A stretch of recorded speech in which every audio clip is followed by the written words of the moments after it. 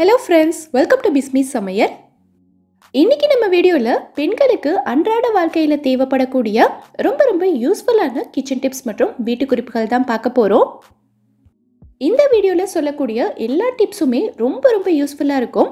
So வீடியோக்குள்ள போறதுக்கு முன்னாடி நம்ம சேனலை புதுசா பார்க்கறவங்க மறக்காம Subscribe பண்ணிக்கோங்க. நம்ம சேனல்ல ஏற்கனவே கிச்சன் டிப்ஸ் மற்றும் வீட்டு குறிப்புகள் பத்தி எக்கச்சக்கமான வீடியோஸ் போட்டிருக்கோம். அந்த வீடியோஸையும் நீங்க செக் பண்ணி பாருங்க.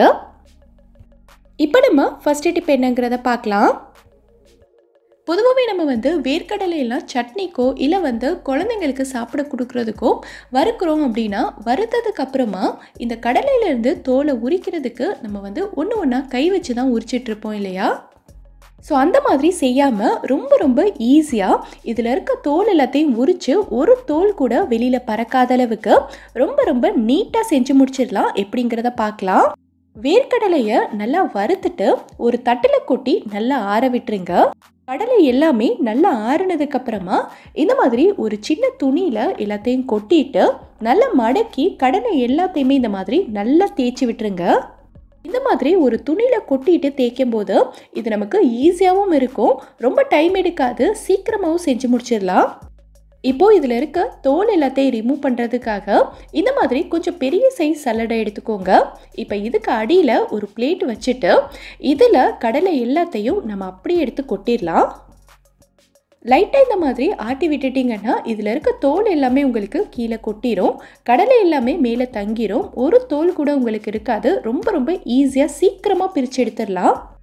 இதில் இருக்க ஒரு தோல் கூட உங்களுக்கு வெளியில் பறக்காது. ஸோ இடமும் நமக்கு ரொம்ப நீட்டாக இருக்கும், வேலையும் சீக்கிரமாக முடிஞ்ச மாதிரி இருக்கும்.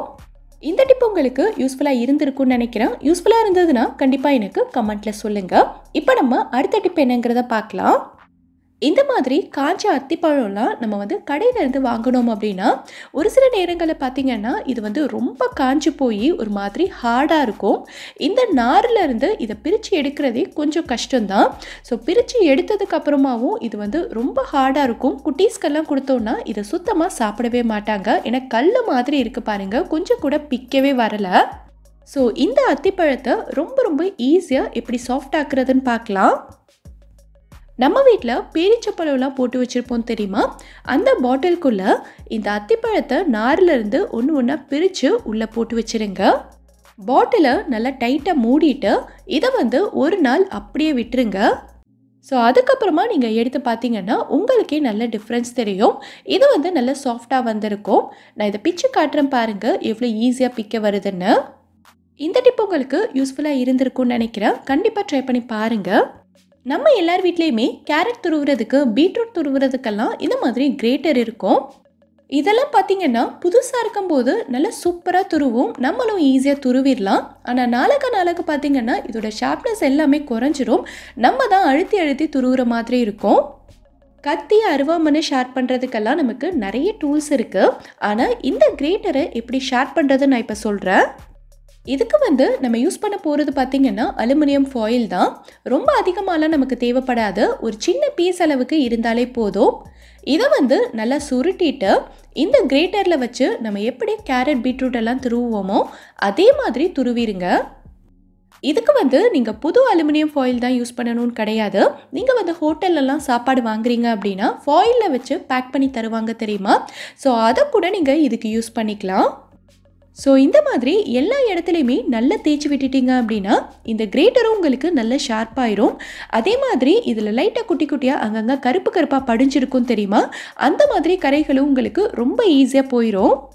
ஸோ உங்கள் வீட்டில் பழைய கிரேட்டர் ஏதாவது இருந்ததுன்னா இந்த மாதிரி ஷார்ப் பண்ணிவிட்டு நீங்கள் கேரட்டோ பீட்ரூட்டோ துருவி பாருங்கள். ரொம்ப அழுத்தம் கொடுக்காம ரொம்பவே ஈஸியாக துருவி முடிச்சிடலாம், உங்களுக்கே நல்ல டிஃப்ரென்ஸ் தெரியும். இப்போ நம்ம அடுத்த டிப் என்னங்கிறத பார்க்கலாம். எல்லா நகைக்கடையிலையுமே நம்ம ஏதாவது பொருள் வாங்கும்போது இந்த மாதிரி குட்டி பர்ஸ், பேக், சில சமயங்களில் ஹேண்ட்பேக் எல்லாம் கூட தருவாங்க. ஆனால் இந்த பர்ஸ், பேக் எல்லாத்துலேயுமே அந்த ஜுவல்லரியோட பேர், அட்ரஸ் எல்லாம் போட்டிருப்பாங்க. இந்த பர்ஸ், பேக் எல்லாம் பார்க்குறதுக்கு நல்ல நீட்டாக அழகாக இருந்தாலுமே அதில் பேர் போட்டிருக்கிறதுனால நமக்கு யூஸ் பண்ணுறதுக்கே ஒரு மாதிரி இருக்கும். ஸோ இந்த எழுத்துக்கள் எல்லாத்தையுமே ரொம்ப ஈஸியாக எப்படி அழிக்கிறதுன்னு பார்க்கலாம். இதுக்கு நம்ம யூஸ் பண்ண போகிறது பார்த்திங்கன்னா சானிடைசர் தான். இந்த மாதிரி சானிடைசர் இப்போல்லாம் எல்லார் வீடுகள்லையுமே கண்டிப்பாக இருக்கும். இந்த மாதிரி ஒரு காட்டன் அப்படி இல்லைன்னா நல்ல க்ளீனான துணி எடுத்துக்கங்க. இப்போ இதில் நம்ம கொஞ்சமாக சானிடைசரை தொட்டுட்டு இந்த எழுத்து மேலே நல்லா தேய்ச்சி விட்டுறலாம். நான் தேய்க்கும் போதே உங்களுக்கு தெரியும்னு நினைக்கிறேன். எழுத்து வந்து கொஞ்சம் கொஞ்சமாக அழிஞ்சிட்ருக்கு பாருங்கள். இந்த மாதிரி கொஞ்சம் அழுத்தம் கொடுத்து தேய்ச்சாலே போதும், எழுத்து எல்லாமே ரொம்ப நீட்டாக கம்ப்ளீட்டாக போயிடும். நான் லைட்டாக தான் தேய்ச்சிருக்கேன், இந்த அளவுக்கு போயிருக்கு. ஸோ உங்கள் வீட்லேயும் ஏதாவது பர்ஸ் பேக் எல்லாம் இருந்ததுன்னா இந்த மாதிரி ட்ரை பண்ணி பாருங்கள். ட்ரை பண்ணிவிட்டு எப்படி வந்ததுங்கிறத கண்டிப்பாக எனக்கு கமெண்ட்டில் சொல்லுங்கள். இப்போ நம்ம அடுத்த டிப் என்னங்கிறத பார்க்கலாம். நம்ம வீட்டில் புதுசாக பாத்திரங்கள்லாம் வாங்கினோம் அப்படின்னா இந்த மாதிரி தட்டு டம்ளர்லலாம் அந்த கடையோட ஸ்டிக்கர் வந்து ஒட்டியிருப்பாங்க. இந்த ஸ்டிக்கரை நம்ம எடுத்தோம் அப்படின்னா நீட்டாகவே எடுக்க வராது, பாதி ஒட்டிக்கும் பாதி தான் எடுக்க வரும். அப்படியே நம்ம கிழிச்சு எடுத்தாலும் அந்த ஸ்டிக்கருக்கு கீழே இருக்கிற பசை வந்து அந்த தட்டிலேயே ஒட்டிக்கிட்டு சுத்தமாக போகவே போகாது. ஸோ இந்த ஸ்டிக்கர் ஒட்டியிருந்த தடமே தெரியாத அளவுக்கு ரொம்ப ரொம்ப நீட்டாக இதை பிரித்து எடுக்கலாம். எப்படிங்கிறத பார்க்கலாம். இப்போது ஸ்டவ் ஆன் பண்ணிவிட்டு இதை எவ்வளோ குறைச்சி வைக்க முடியுமோ அந்த அளவுக்கு குறைச்சி வச்சுக்கோங்க. இப்போது இந்த ஸ்டிக்கர் ஒட்டியிருக்க இடத்த நெருப்புக்கு மேலே லைட்டாக காட்டினீங்க அப்படின்னா அந்த சூட்லேயே இந்த ஸ்டிக்கருக்கு கீழே இருக்கிற பசை எல்லாமே இலக ஆரம்பிக்கும். ரொம்ப நேரம் இல்லை, ஒரு 10 செகண்ட்க்கு மட்டும் காட்டிட்டு லைட்டாக சூடானதுக்கு அப்புறமா இந்த ஸ்டிக்கரை நீங்கள் லைட்டாக பிரித்தாலே போதும். ரொம்ப ரொம்ப ஈஸியாக அப்படி கொஞ்சம் கூட தடமே தெரியாத அளவுக்கு பிரிஞ்சுக்கிட்டு வரும். ரொம்ப சூடாக இருந்தது தொட முடியலை அப்படின்னா இந்த மாதிரி ஒரு கத்தி வச்சு எடுத்து விடுங்க, ரொம்ப ஈஸியாகவே எடுத்துகிட்டு வந்துடும்.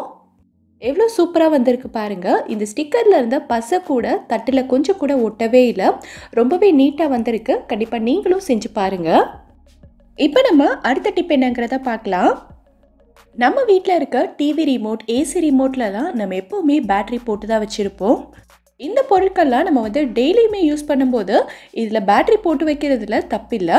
ஆனால் ஒரு சில பொருட்கள்லாம் நம்ம வந்து ரொம்ப நாளைக்கு யூஸ் பண்ணாமல் வச்சுருப்போம் இல்லையா? அதாவது இந்த பனிக்காலம் குளிர்காலம்லாம் வந்துருச்சு அப்படின்னா கண்டினியூஸாக ஒரு 4-5 மாதத்துக்கு நம்ம ஏசியெல்லாம் யூஸ் பண்ண மாட்டோம் இல்லையா?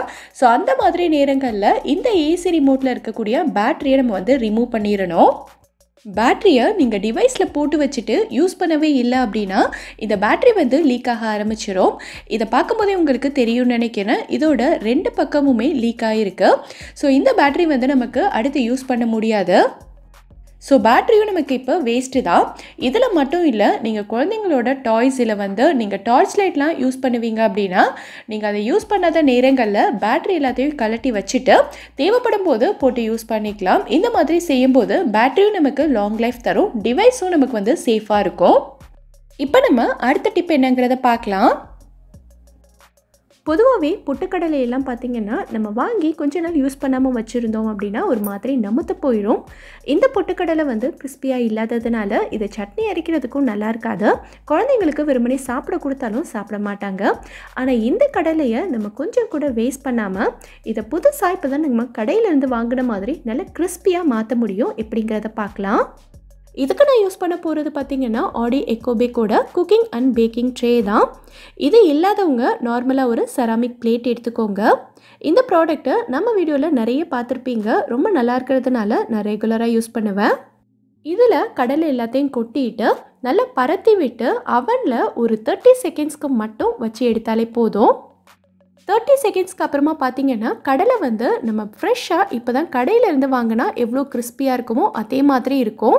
உங்கள் வீட்டில் அவன் இல்லை அப்படின்னா இதை வந்து ஒரு பேனில் கொட்டி எண்ணெய் சேர்க்காம 1 நிமிஷத்துக்கு மட்டும் வறுத்து எடுத்துட்டிங்கன்னா போதும். கடலை வந்து நல்ல கிறிஸ்பியாக வந்துடும். இந்த பொட்டுக்கடலைக்கு மட்டும் இல்லை, நீங்கள் வந்து பொரி வேர்க்கடலைக்கு கூட இதே மெத்தட் ஃபாலோ பண்ணிக்கலாம். நம்ம வீடியோஸ்லேயே நான் உங்களுக்கு நிறைய செஞ்சு காட்டியிருப்பேன். ஸோ இனி வந்து பொட்டுக்கடலை எல்லாம் நமத்து போயிடுச்சுன்னா வேஸ்ட்டாக கீழே தூக்கி கொட்டாதீங்க. இதே மாதிரி செஞ்சு பாருங்கள், கண்டிப்பாக ஒர்க் அவுட் ஆகும். நம்ம எல்லார்கிட்டையுமே இந்த மாதிரி கிளட்ச் இருக்கும். பெரிய சைஸ் இல்லை குட்டி சைஸ் கிளட்ச் எதுவாக இருந்தாலுமே இதை வந்து நம்ம புதுசாக யூஸ் பண்ணும்போது நல்லா டைட்டாக இருக்கும். ஆனால் நாளாக பார்த்திங்கன்னா இதில் இருக்கக்கூடிய ஸ்க்ரூ வந்து லூஸ் ஆகிட்டே வரும். ஸோ கொஞ்சம் நாளையிலேயே இந்த ஸ்க்ரூ ஃபுல்லாகவே கலண்டுட்டு இந்த கிளிப்பில் நடுவில் இருக்கக்கூடிய ஸ்ப்ரிங் வந்து ஃபுல்லாகவே எடுத்துக்கிட்டு வந்துடும். அதுக்கப்புறமா இந்த கிளிப்பை நம்ம யூஸ் பண்ணவே முடியாது. இந்த ஸ்க்ரூ வந்து லூஸ் ஆகாமல் இருக்கிறதுக்காக நம்ம யூஸ் பண்ண போகிறது பார்த்திங்கன்னா நெயில் பாலிஷ் தான். இந்த கிளிப் வந்து புதுசாக இருக்கும்போதே இந்த நெயில் பாலிஷை எடுத்து இந்த ஸ்க்ரூ, இந்த ஸ்ப்ரிங் எல்லா இடங்கள்லையுமே நீங்கள் வந்து ஃபுல்லாக கோட் பண்ணி விட்டுருங்க. இந்த மாதிரி கலர் நெயில் பாலிஷ் யூஸ் பண்ணுறதுக்கு உங்களுக்கு விருப்பம் இல்லை அப்படின்னா டிரான்ஸ்பரண்ட் கலரில் கூட நெயில் பாலிஷ் கிடைக்கும், அது வாங்கி நீங்கள் யூஸ் பண்ணிக்கலாம். இந்த நெயில் பாலிஷ் வந்து நல்லா காஞ்சதுக்கு அப்புறமா ஸ்க்ரூவை வந்து நல்லா டைட்டாக ஹோல்ட் பண்ணி வைக்கும். இது வந்து உங்களுக்கு மறுபடியும் லூஸ் ஆகாது. ஸோ இந்த கிளிப்பை வந்து நீங்கள் ரொம்ப நாளைக்கு யூஸ் பண்ணலாம், ஸ்க்ரூ வந்து கலண்டே வராது.